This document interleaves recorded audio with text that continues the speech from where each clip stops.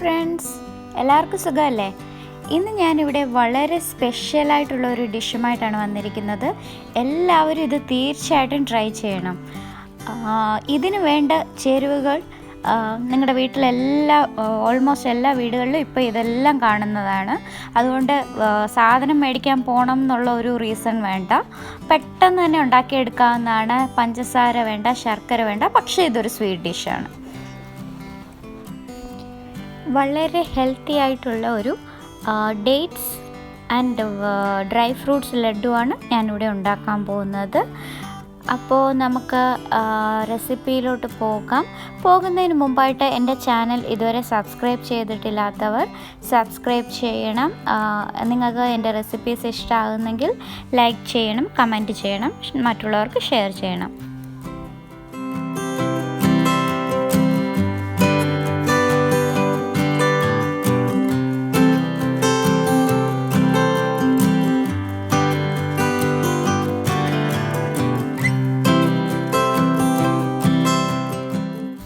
അപ്പോൾ ലഡു ഉണ്ടാക്കാൻ എന്തൊക്കെയാണ് ഞാനിവിടെ യൂസ് ചെയ്തേക്കുന്നത് നോക്കാം. ഞാൻ ബദാം എടുത്തിട്ടുണ്ട്, വാൾനട്ട് എടുത്തിട്ടുണ്ട്, പിസ്ത എടുത്തിട്ടുണ്ട്, കാഷ്യൂ നട്ട് എടുത്തിട്ടുണ്ട്.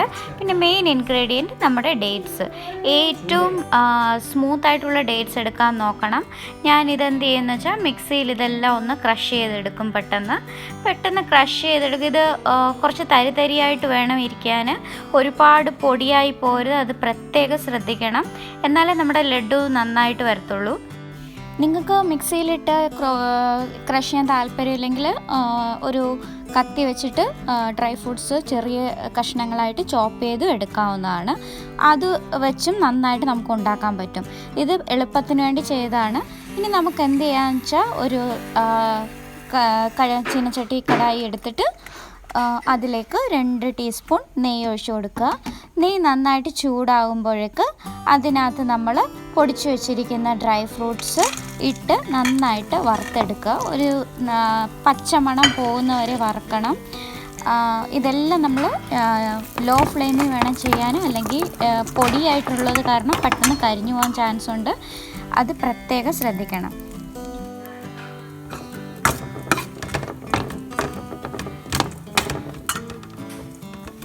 നമ്മുടെ ഡ്രൈ ഫ്രൂട്ട്സൊക്കെ ഒരുമാതിരി റോസ്റ്റായി ഒരു ഇളം ബ്രൗൺ നിറമായിട്ടുണ്ട്.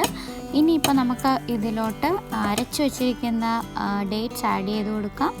ഡേറ്റ്സ് നമ്മൾ പതുക്കെ ഇളക്കി കൊടുക്കണം. വേണമെങ്കിൽ കുറച്ച് നെയ്യും കൂടി ആഡ് ചെയ്ത് കൊടുക്കാവുന്നതാണ് ഈ സ്റ്റേജിൽ.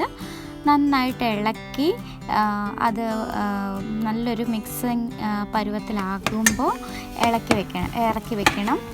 ഒരു ബൗളിൽ ഇറക്കി വെച്ചിട്ട് ചെറു ചൂടോട് കൂടി തന്നെ നമ്മൾ ഉരുട്ടി ലഡു ആക്കണം.